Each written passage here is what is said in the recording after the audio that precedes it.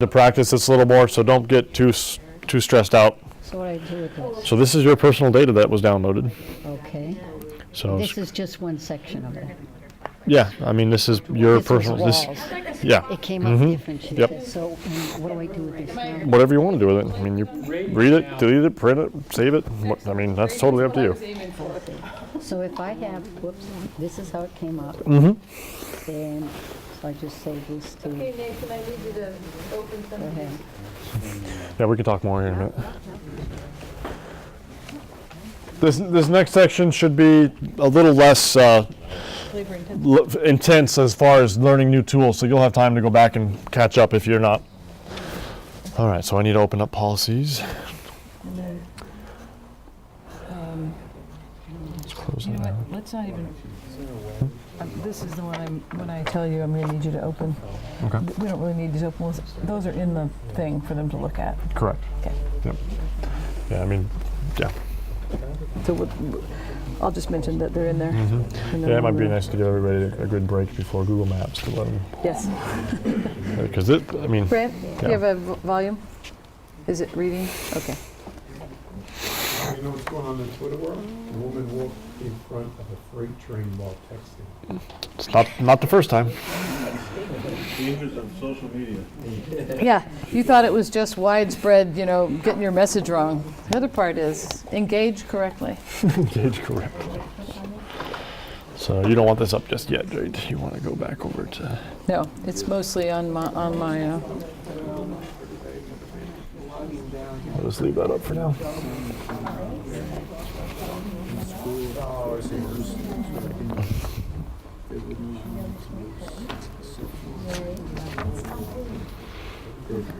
Anybody have any more? I know we didn't have much time to practice that one. It took a little bit long. We'll try to stay more on schedule. But this one will be less labor intensive.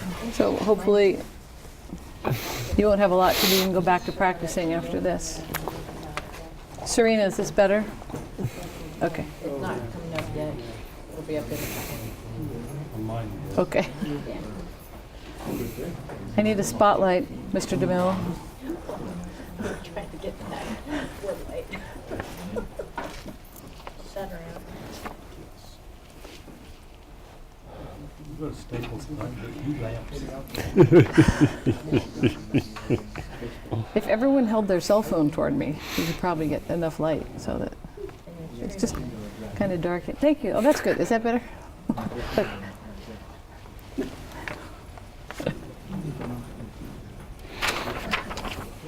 Okay, online audience, I hope you're ready to go.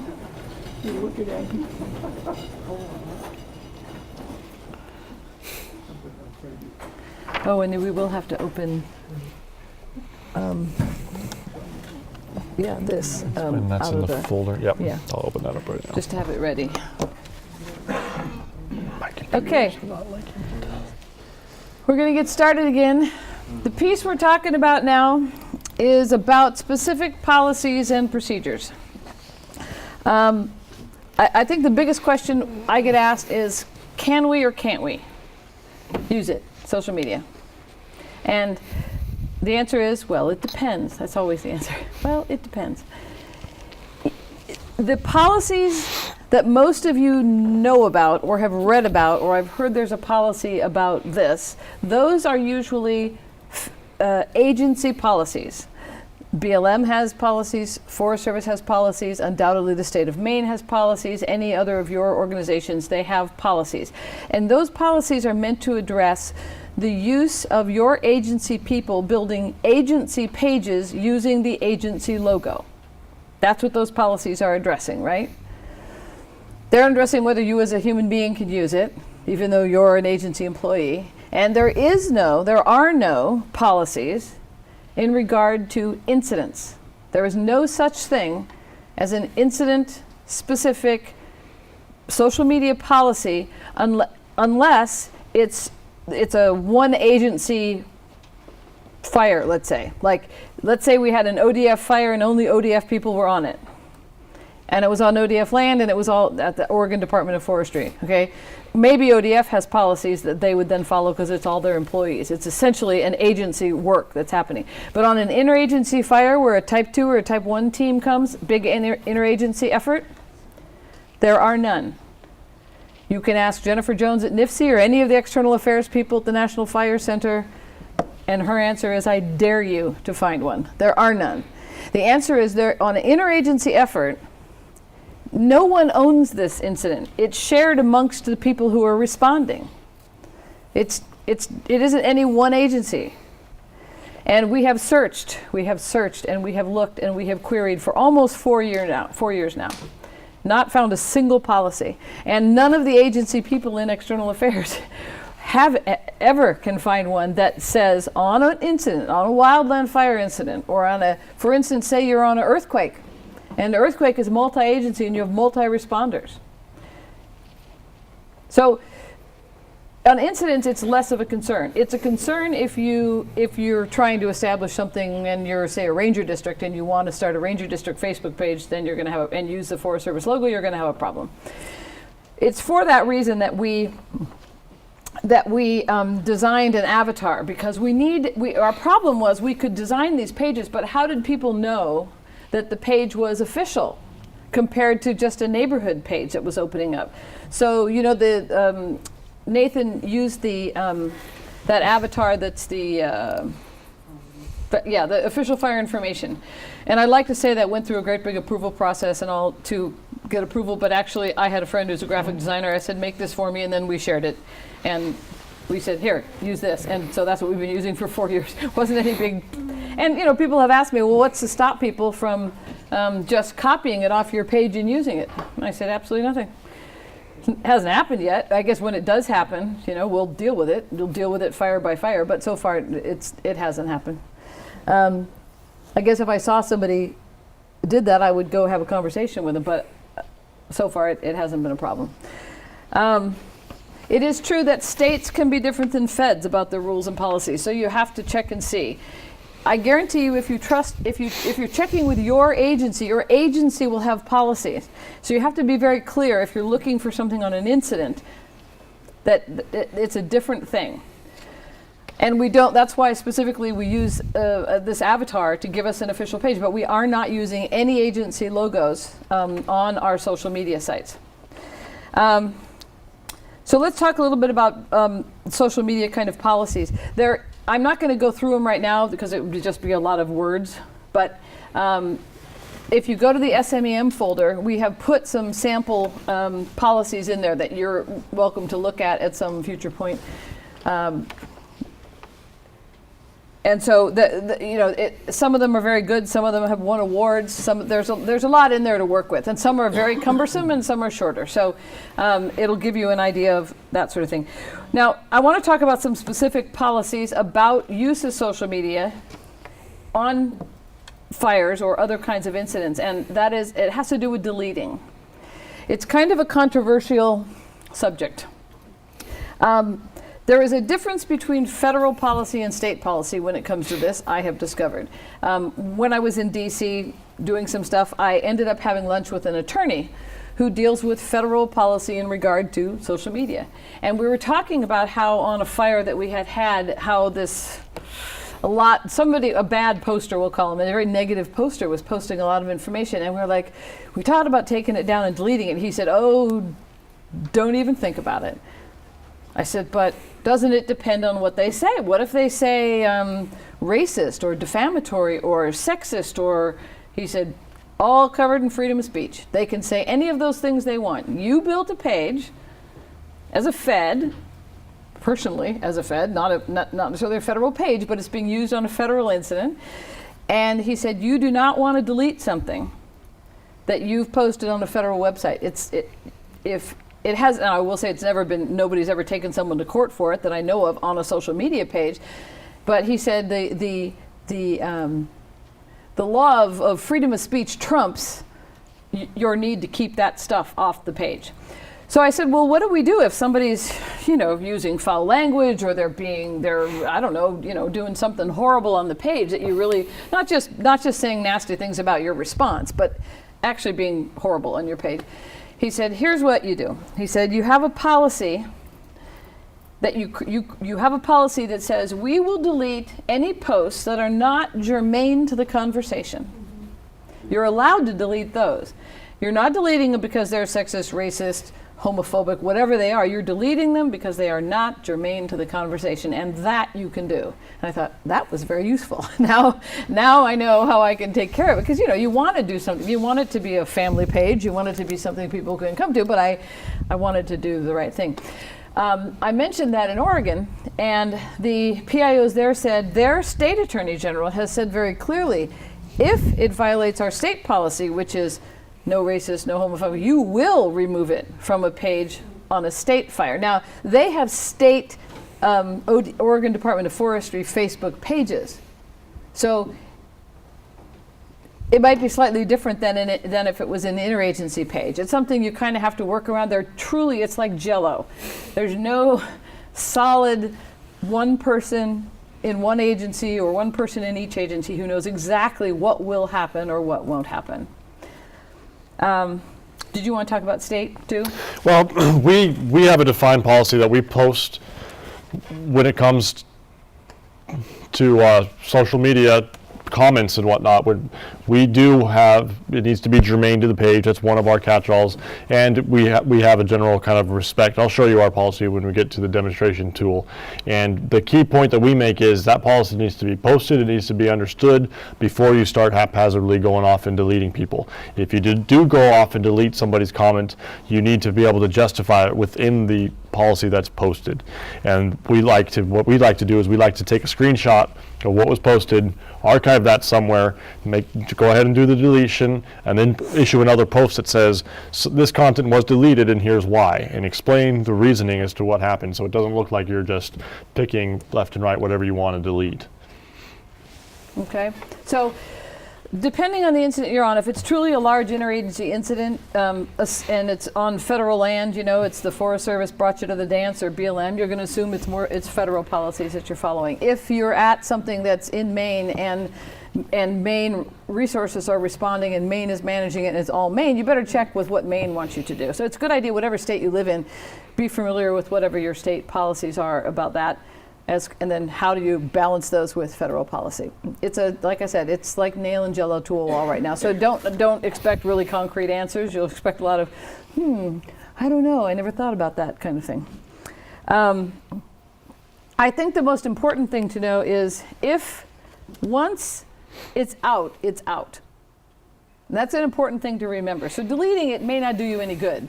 Once it's out, if you tweet something and then change your mind and you delete it, that will not affect in any way the people who have now retweeted it, sent it forever, copied it to their Facebook page. It doesn't go around the universe and pull everything you ever did. It only deletes it off your page, but it's out. It's already gone. So not sure exactly that what I'm talking about deleting is really stuff that's on your page. And what I tell the people in my shop is when you're watching for things that are negative, if somebody is bad-mouthing the Forest Service or saying they don't like the Forest Service, you don't need to tell me about that. We get that all the time. That's not something I'm watching for. I'm watching for different things than that, And just because somebody says bad things about your agency, think of it as an opportunity for engagement. Think of it as an opportunity to have a conversation with this person and to talk to them about where they're mistaken or why they view that way. Think of it as an opportunity, not as something to go, well, how could they say that about, People say things like that about especially government agencies all the time. So you have to get sort of a thick skin about that. I'm going to show you an example of something that happened, a tweet that got out. I should preface this by saying there was a friend called me and said, hey, are you looking for a public relations job in the Southeast? And I said, well, what do you mean? He said, oh, didn't you hear what happened? And I said, no. He said, well, Google the Boston bombing and the Forest Service. I said, okay. It was right after the Boston bombing. I said, all right. So I did. And up came, and if you pull up that other screen, nope, not that one, the other one. I don't know if I pulled that one up yet. This one. Hang on, we're in the wrong. We got too many browsers open here. Stand by. Sorry, I thought I had it up. That one. So up came An ad. an ad. Scroll down. Up came something that said, I fear nutty logic goes like this. Patriots Day, April 15th, period, tax day, period, bad government, period, Boston, period, Tea Party, period, let's show 'em, and then pray for Boston. Now, it's by Stephanie Johnson. And Stephanie is an outstanding public affairs person from the Southeast, from the Atlanta region. And the way I read this was, I fear the nutty logic of what happened was, oh, it's Patriots Day, oh, it's April 15th, oh, it's tax day, bad government, let's show them. They're like expressing what were they thinking like that. Not at all how it was taken. Forest Service public affairs person blames the Tea Party for the Boston bombing. Now, I didn't even think about Tea Party, the political party. I'm thinking Boston Tea Party, which I think is what she intended, but that's not what happened. And the problem here was, part of the problem here is that Stephanie has her account is Forest Insider, but Stephanie Johnson on her personal one, she uses, her name is there, and then Forest Insider is her Twitter name. But she is also, as a public affairs person, it says she's the public affairs person for the Southeast region. And she uses her personal account to also tweet work things. So the press knows to go to her as the spokesman for things, right? So when this came out, they decided to take the connection between what it said on her Twitter account, she's the PR person for this, and say that's the voice she was speaking in. And said she was saying that now this is as though she was the Forest Service speaking, when in fact she was not speaking for the Forest Service, she was using her personal account. Now, it doesn't have a shield on it. Now, this was pulled down right away. But was it gone? No, it was not gone. It was on a page like this one. If you shrink this is a page of, it's called twitchy.com, covers politics and things like that. And it's still there today. I just pulled this up the other day. It lives on. And it was deleted some time ago. And the repercussions were very serious. My understanding is from people there that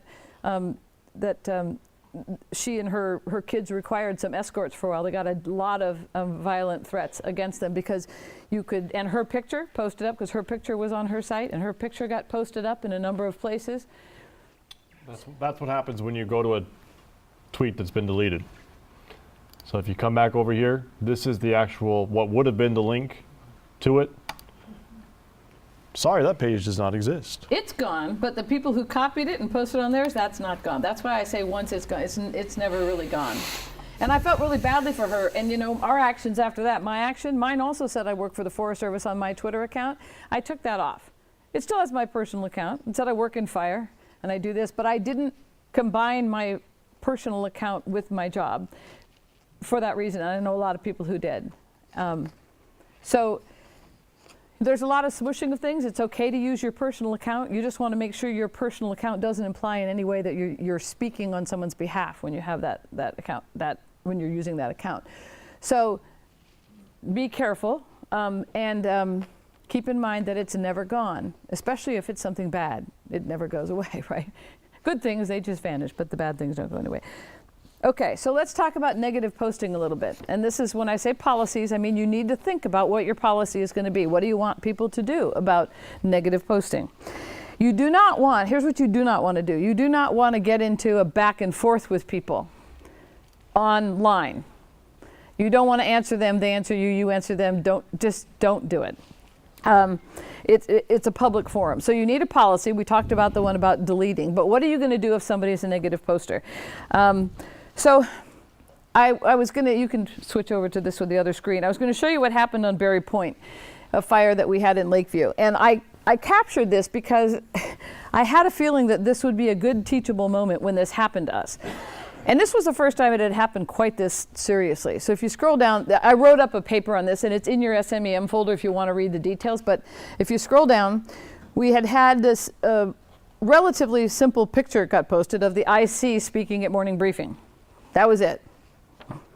Shortly after that, we get this post. This is big dollars, men and women. Your paychecks depend on this fire burning up as much as possible.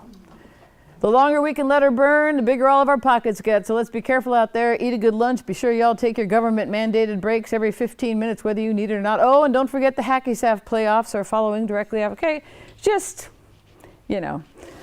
So we were like, what is that? You know, so we watched it and we sat there, wondered if we should say anything. We thought, well, let's just watch what happens. Now, I believe, but had never had the opportunity to sort of sit and wait, that the community polices itself. The Twitter community, the Facebook community, blog, they police themselves. So we waited. So these people started responding. These are out, you can read, these are things like, not only is what you said disrespectful, untruthful, condescending, I can't even take it seriously as your post is riddled with misspellings and grammar errors, you know. Then this, you know, you have some nerve, how about you show them how to do it? Just all kinds of, want us to wonder about what would lead so-and-so to post such a thing. Does she have some kind of professional information? Anyway, people just, so we're watching this. We're keeping an eye on this as it's going on.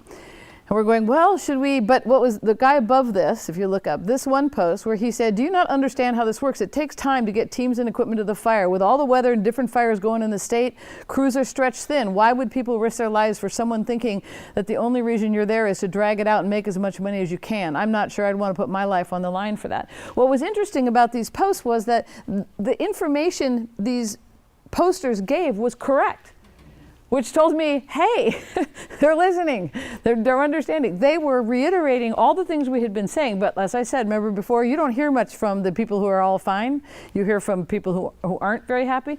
So we'd never heard from these people really. They were right. It was amazing the amount of correct information they had. So we go on, you know, and the people are just tearing into her. And we're just watching and we're thinking, okay.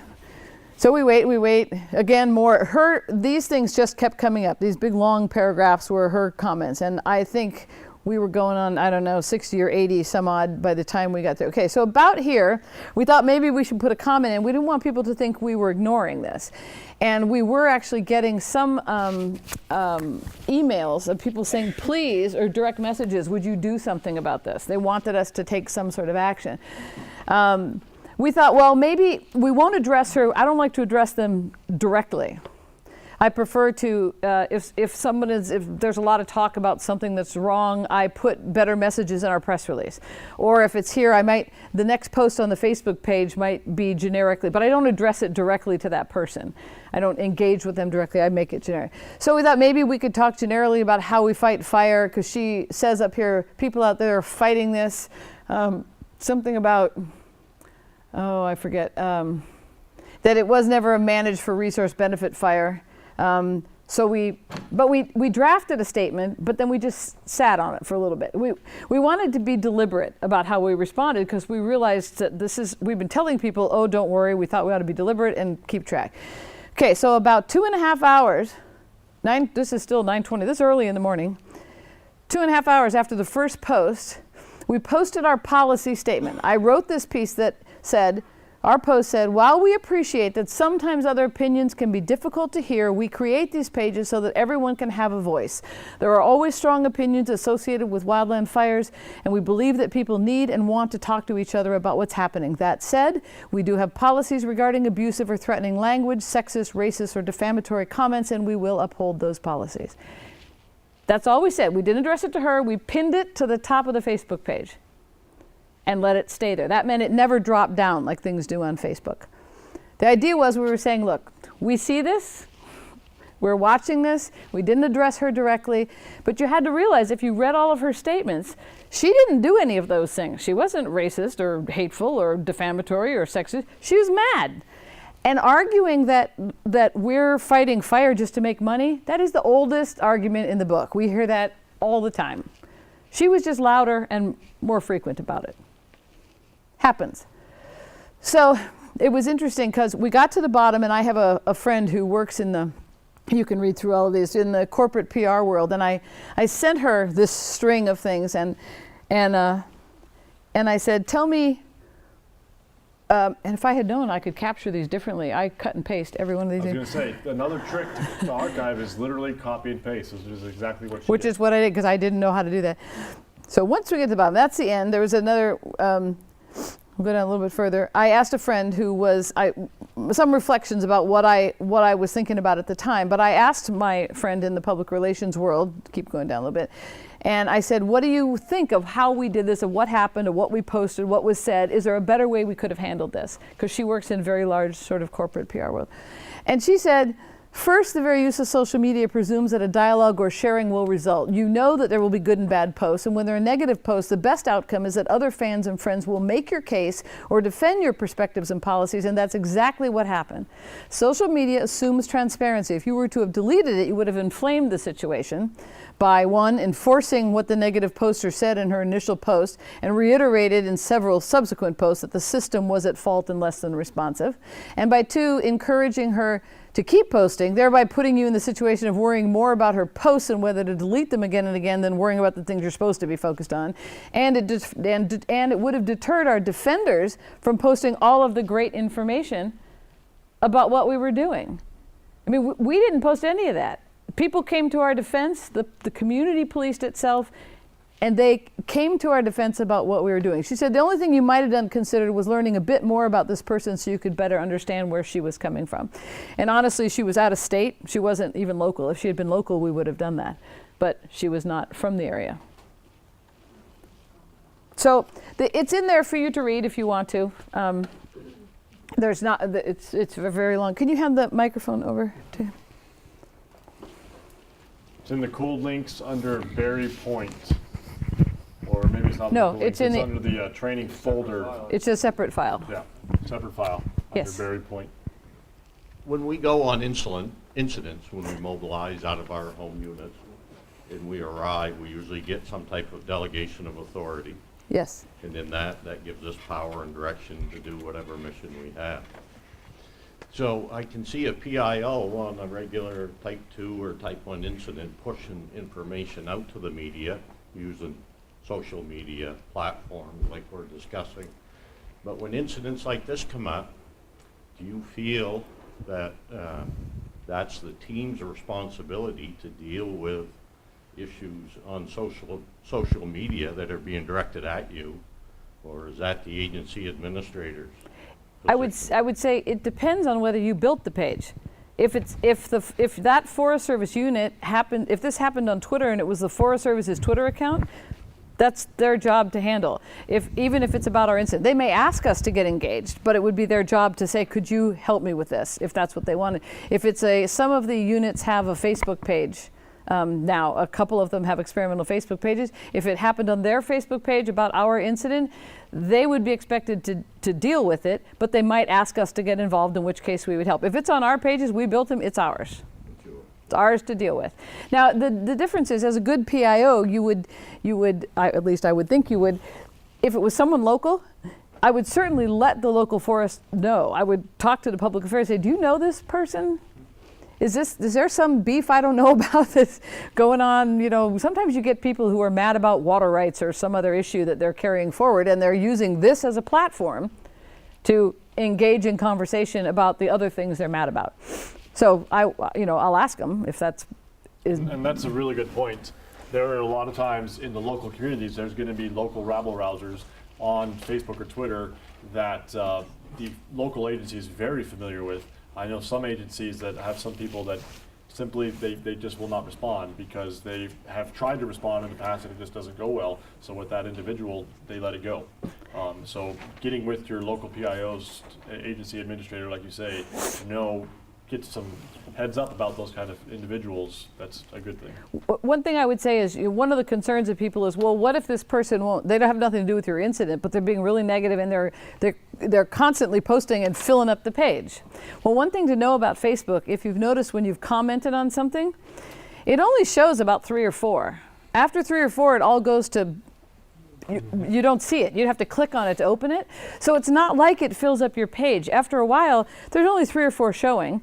And the page moves on. It does whatever it needs to do. And so you don't really notice it. Now, if you're unless you're already in that conversation, if you're in that string, you're going to keep getting notifications because you commented and made a comment. But for new people, your page just fills up and you move on.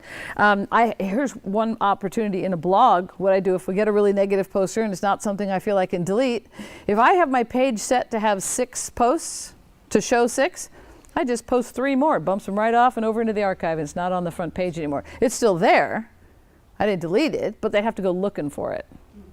So I just throw a few, all I have to do is say, how's everybody doing out there? You know, fire looks hot, what are I don't have to do, but I have to make separate posts because I know it'll only keep 6 in the string till they drop off the bottom.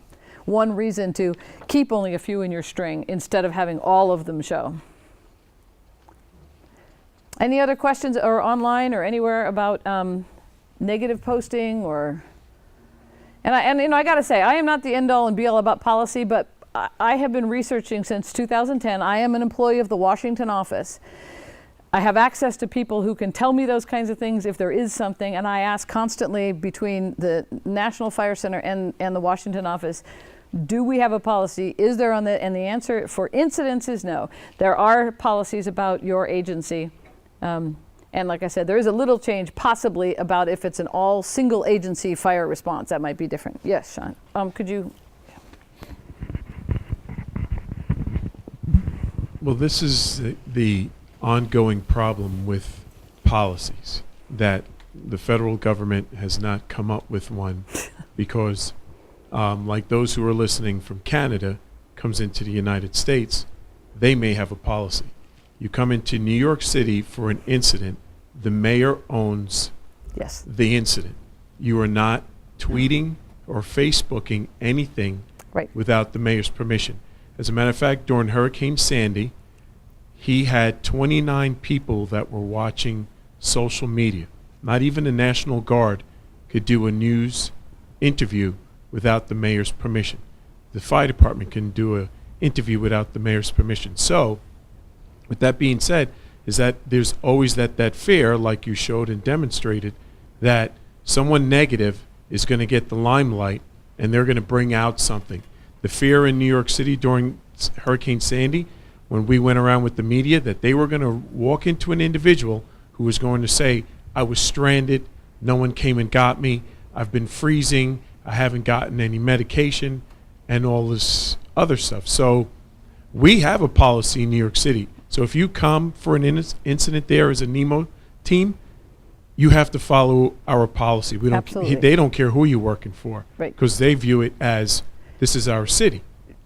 So the problem now is when I was trying to present social media to our department, allowing our team to go out and use social media, what was their first thing? Well, what's the federal policy with social media? They don't have one. Well, then you're not using social media because we don't know what's going to go on with our emblem or Well, our. and here would be the argument I make. If the New York team came, I'm suggesting your emblem is not on it. That's the point of the incident social media. Your emblem is not on it. That's why we created the avatar. So no single agency emblem is on an interagency response. So if you come out to a wildland fire, part of it too is going to depend on your delegation. If they say, and more you're going to find in the delegation, they ask you to use social media. Now that's their choice to ask you to do that. But the idea is you shouldn't be using on social media, if it's an interagency response, like the ones you guys usually come to, I mean, work within a group of people, it's interagency. There's people from state, local, county, everybody. We don't use any person's logo on any of that. So no one would know that you could say, here's an option. You say, I'm not doing it. The county fire guy sitting next to me is doing it. Somebody in the room is able to do it. Somebody in your PIO circle or on your fire has permission to do it. Usually at the county level, they can do it, even if your people say you don't want to do it. So it isn't. I understand I understand that, but if I'm using, like, say, for instance, Gmail, and then I'm using, I'm attaching Twitter to it, or whatever else, and like, for instance, Buffalo, we use FDNY IMT PIO information, Buffalo snowstorm. I forgot what we called it. It was like, that was the Gmail page.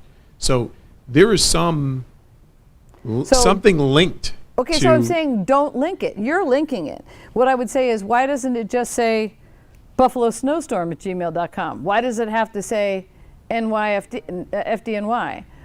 You're linking it. If you Okay, now, all right, so we're managing the incident, and you say Yep. there's other agencies there. Who's monitoring the other agencies? That the Wild Wing PIO tweets out something or Facebook something. So who's responsible now? Just that agency? But then the team, The team is, when you've been given the delegation of authority, the team is responsible and accountable for everything that goes out that that team says.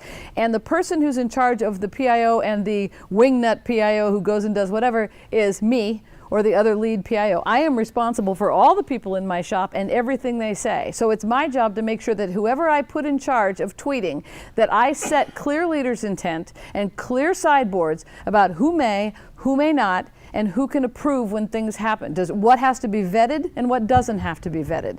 Those are the lead or my responsibility to make clear to my entire staff. And I always pick a person to run my, for lack of a better term, Web 2.0 unit, because we got INSEWeb, we have websites, we have email, we have all this web-based stuff, and they're running this shop. That person is not a beginner. That person knows what they're doing, and I trust that person to know. all right, I'm not trying to be difficult, but I'm No. trying to give you a real life scenario. Do. We're in Buffalo. Yep. We are the incident management team that's overseeing this task. Now we have people in the Buffalo Fire Department who have Twitter accounts whose policy says they don't have a policy. So they're tweeting out houses with addresses on them, cars with license plates on them, but they're not directly working for, they're not in my PIO shop, but They're a cooperator. but they're a cooperator or a resource on the event. But according to our policy, there is no policy, so they're not violating anything. But we know they're putting people's personal information Yes. out. Here's what I would say. It is difficult when you're with, it's easy enough when you're in unified command, because all of you are working for the same group of commanders and things are easier that way. When you're in a community where we have let's just say my team has the fire, and there's a cooperating rural fire department that has no policies, and they're on engines helping in the fire, and they're tweeting out whatever they want to tweet. That's the kind of, I treat them the same as I treat any other public person, and I also treat them, this is my answer. I stand up at the morning briefing, and I say, okay, I'm watching you and you and you. I name the accounts. We know you're tweeting and you're doing this. I say, here's what I want you to know. We're watching the things that you're tweeting. Please be appropriate. Do not do it while you're working. If you're going to do this, do it on your break, do it at lunchtime, and remember that only post what you're willing to defend in court. Because everything you post while you're working on this incident, while you're on an engine or on a crew, that you post even to your personal page is foiable if something happens. So be sure that you're willing to defend everything you say in a court of law. That's about all I can say. I can't stop people. They are discouraged from doing it on an incident, but there is no rule, at least federally. Now, it's like I said before, it's different when you're in a, remember when I talked about an ODF, an Oregon Department of Forestry fire on ODF land, they're probably gonna have to follow ODF policy about what that is. If you're in New York City, they have an urban area is very different than when we take something in the wilds of somewhere and we're operating very independently. That's a different situation. And absolutely, I guess if I went to a forest and a forest supervisor said, you will not do any social media on this fire, we wouldn't do it. They're the owner. But if they hand it over and say, use every means possible to give timely and accurate information, then that's my policy about what I'm going to do in order to accomplish that. But in your situation, it's very different. And they've made it very clear from the highest incident commander or the agency administrator, which is the mayor, you will not. So you don't. And that's what we had to do. We had to, in the briefings every morning, we had to tell people you're not allowed to take pictures and put them on social media without them coming through the press office, which we kept encouraging not to take pictures. But before you do that, so you don't get yourself in trouble because you're falling under the city's social media policy, send them through us, which we then sent them to the fire department, which would then sent them to the mayor's office. So by the time it came back, It was it was 2 weeks old later. news. Right. And so and you're absolutely right. And so in that situation, you'll do what they tell you you're supposed to do. They have very strict controls about that sort of thing. When you're on a wildland fire and it's on Forest Service land or BLM land or whatever it is, and you're given the task to do your PIO job, you build what you build. And in my view, for instance, I'm not allowed to build an agency page that has a Forest Service shield on it and represents a forest or a ranger district office without going through the Washington office and doing all that same thing. But on a fire where it's interagency and I'm not using the logo, this is a specific incident page that's different than your kind of incidents or different than something that's on somebody's very specific land, like New York, like a ODF response, ODF team, and ODF land and ODF helicopters, and it's going to be an ODF response and whatever their rules are. And so you have to go with what you have. But if you just come to a fire as a type 1 or a type 2, if you came with me to my fire and you came as my deputy and we were working, we would be doing social media. And it doesn't matter to me what your home agency wants you to do. Your logo is not on this. It's that generic fire logo. We're all working toward the same end and we're using whatever tools we have to. I don't have the mic, but That's- with that being said, wouldn't Nemo want people to know that you were out? And the You're at question a is- fire, so you're let's say it's the Colorado wildland fire. So you just enable it Colorado wildland fire. But now your team is managing it. Mm-hmm. How do I know that Colorado wildland fire, I'm getting the right information from Nemo? You don't know you're getting it from Nemo. You know because we have the logo that says official fire information. And we tie that. This is about tying those tools together. That logo is our avatar on every social media site. We also print off 8.5 and 11 pieces of paper with that logo, and they go on our bulletin boards. And they go everywhere that you see our little business card things. We'll have this logo on it so the people walking around town on the trap line, so people begin to know where you see that logo. That's the official fire information. And we did it because we needed an official logo. And we couldn't put the NEMO logo or the Forest Service logo or that sort of thing. So we created an official fire information logo just for that reason. And it's used all over the United States now if you go to fires. We've showed it a couple of times. Can you bring it up again? It's the little flame. Okay. Yeah, the little flame. There's nothing fancy. It just is something that says official fire information. And as we discussed, can I stop anyone from copying and pasting it? No. Can you stop them from copying and pasting the one off your page and putting it on anything they want to? I can clip it off your page without a single problem. So no, I mean you can't. There's only so much you can do, and we haven't had that problem yet. Anyway, Okay. I will. If there's I got a comment Oh, yeah. and a question. The comment was that they appreciated your Berry Point example. They said that we often go by the rules of answering, but in the hour, and that was a good example of showing how we can engage people for our causes and stuff. So they appreciated that example. The question that came up was, should we let law enforcement know about threats? Those types of things and stuff. Yes, you should. If there's something actually threatening, if someone's saying we're going to do X, Y, Z, this was not threatening. This was just mad. This was just government wasting my money. It was, if people make any kind of violent comment, obviously you're watching for those as well. And yes, we would tell law enforcement about that, and you should. And especially if there's threats to private homes, if there's threats to do something in a neighborhood, anything like that that's operational, it goes to safety ops, IC, all those people need to know about that. And that's part of our job to watch for when we're doing this monitoring, is watch for those things. We're not only the face of the fire in the community, we are the voice of the community back to our incident to tell them what we're hearing and what we're seeing, so that people who are back, Serena, who's advanced head down, butt up, working 24 hours a day, who doesn't get out, knows what's going on. I mean, it's our job to feed that information back. Anything else right now? We'll have Nathan. So with the little bit of time that we have left, we're going to just show a quick, if you have a social media policy, if you have a comment policy, where would you put that on your Facebook page? Where would you put that on your Twitter page? We talked about how you can pin a Facebook post to the top of your Facebook feed, or you can pin a Twitter post to the top of your Twitter feed. And that's one way where you can post your policy. So we're going to spend about 5-10 minutes just doing that for right now. So let's go ahead and clean off my browser up here a little bit. Let's start off with Facebook. And my computer's slowing down. Facebook.com. Maybe. Bear with me while my computer catches up to us.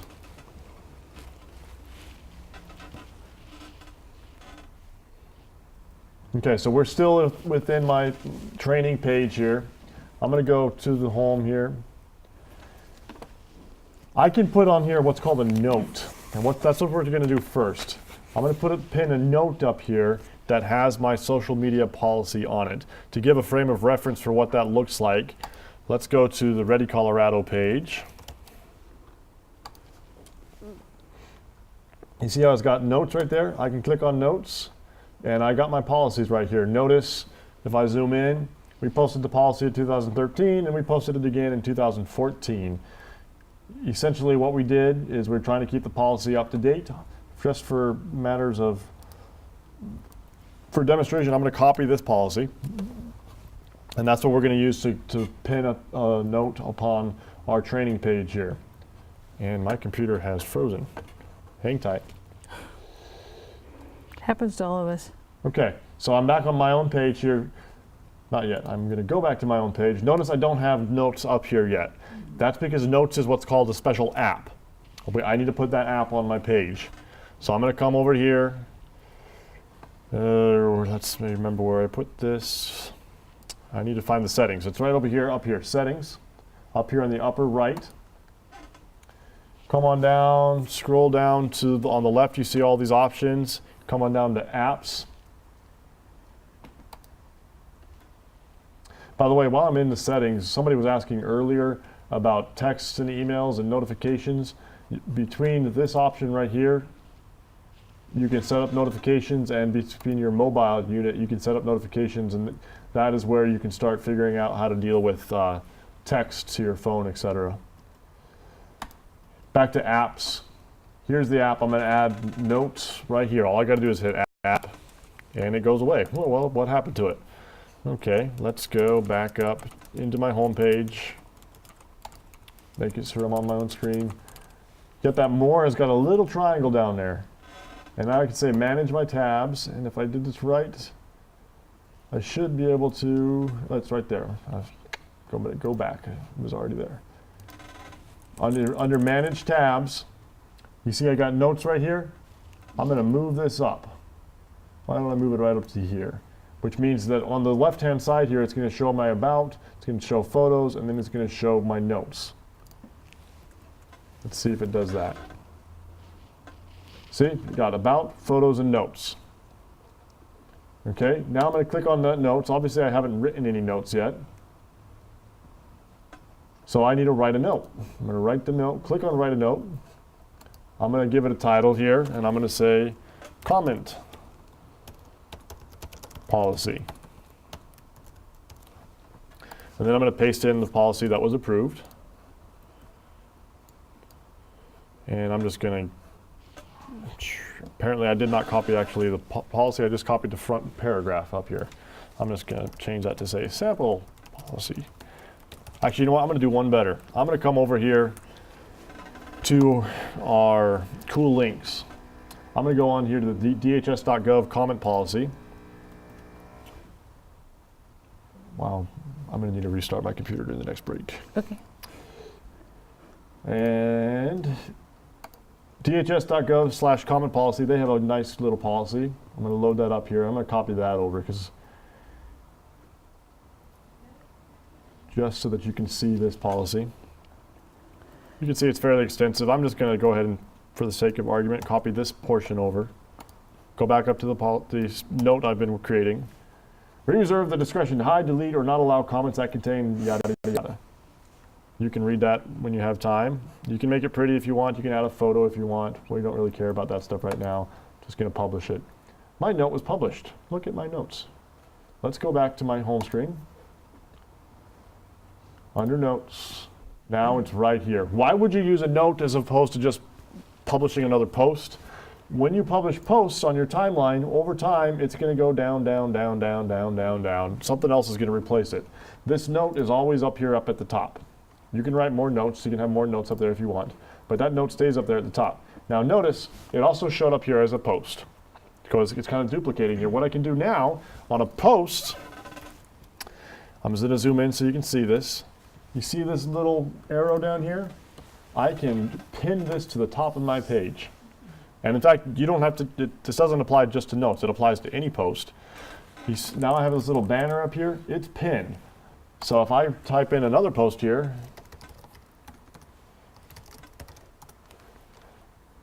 and I post it, I'm going to refresh my screen. Look at that, it drops beneath there. So this post stays up at the top. So I'm not suggesting that you always have your comment policy up here, because if you always have it up there at the top, it kind of looks like you're really concerned about something. I would only pin this comment policy up to the top if you are having a recurring issue of some sort. And you can tell it's pinned by the little flag. Little and flag that, yeah. pins it up. An alternative to pinning it up here, you can actually highlight it as well, which does a little different. If it's, I have to unpin it from the top. And it's not doing it right now, but in the past, it's kind of taken this out and you see more of it. Facebook has changed its layout before. It used to be a 2-column stream, and when you highlighted something, it would go across both streams. So I'm not exactly sure what it does to highlight it now other than show more of the text. So those are 2 options that you can do. Now notice you have a couple options if you get to the point where you have to delete something. We talked a lot about deleting comments and whatnot. The policies that I follow, if I'm ever going to delete something that I've posted, really the only reason I'm going to delete it is because the continued existence of it is causing some sort of a life safety issue. So let's say, I don't know what the example might be other than maybe we accidentally tweeted out a road was closed or a road was open and it's just really not, and that people are sharing that message, and I need to get that message down right away before somebody goes and drives off a cliff or something. I don't know what the example would be. But if the continued existence of that message is causing a life safety issue, then I think I would delete it. I would first, however, take that screenshot, copy it over somewhere, and then I would write another post and say, the last post was deleted, blah, blah, blah, because of XYZ reasons. Let the public know why you did what you did, because they already know. Okay. Also, you may note, my mic's on, that on your profile page, I don't seem to have the pin to the top of page. It's on a page, not a profile. Yeah. So if all of you just have a personal profile, you won't be able to practice this. But if you happen to be admin on a page, that's when you'd be able to do it. So let's jump over to Twitter.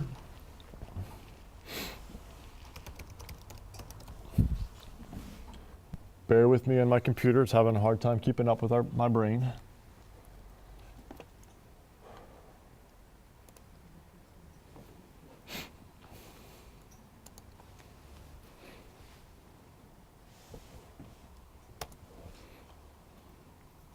What you can essentially do with Twitter is the same thing. You can take any tweet that you've posted and pin it to the top. So that's what we're just going to show you real quick, if it would catch up.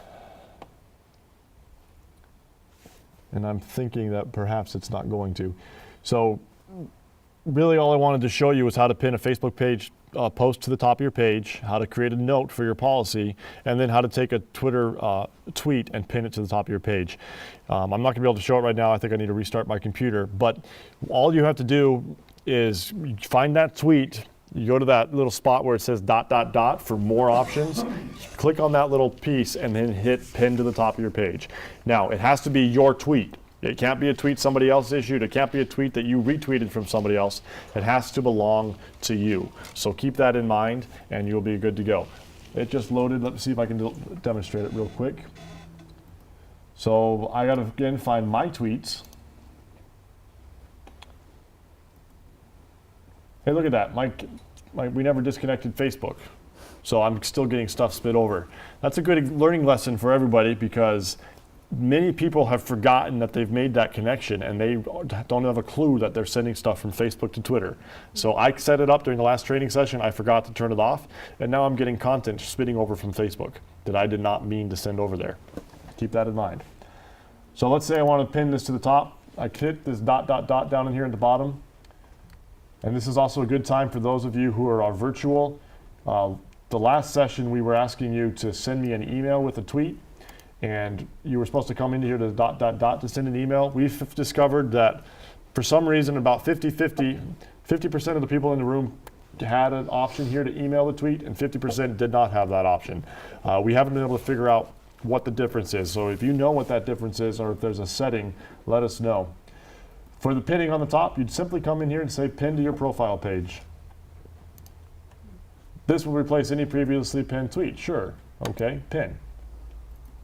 Let's view that now. All it does, you got a little example that says pinned tweet, and that little post is going to stay up there as long as you want it to stay up there.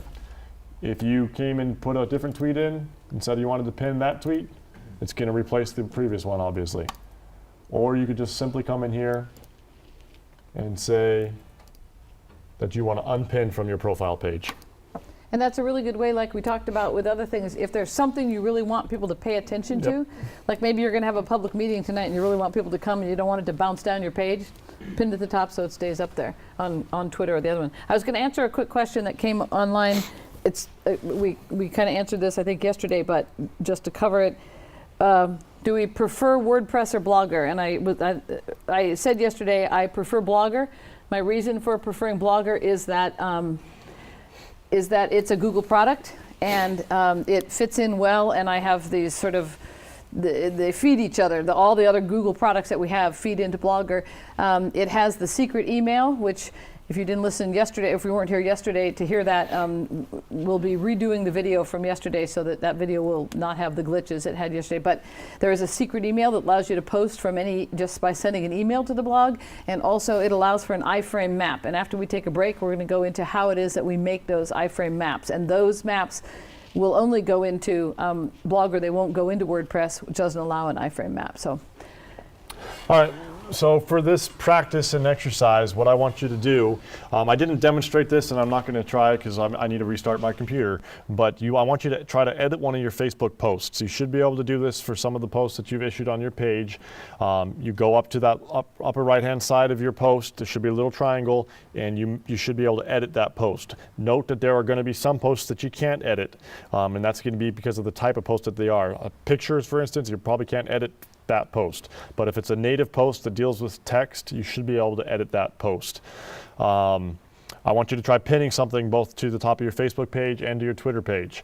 I want you to spend some time finding your agency's policies, and if appropriate, post it as a note to your Facebook page if you have control of that page and if it's appropriate. If nothing else, find your policy and make sure you know where to find it.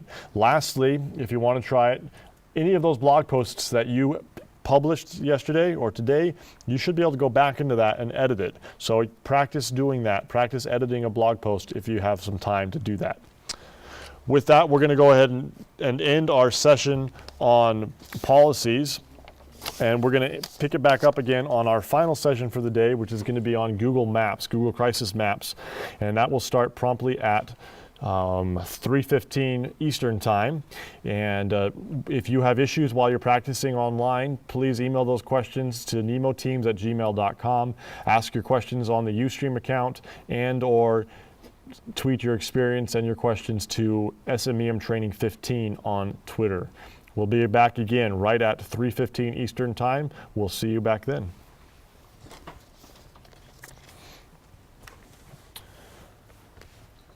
okay.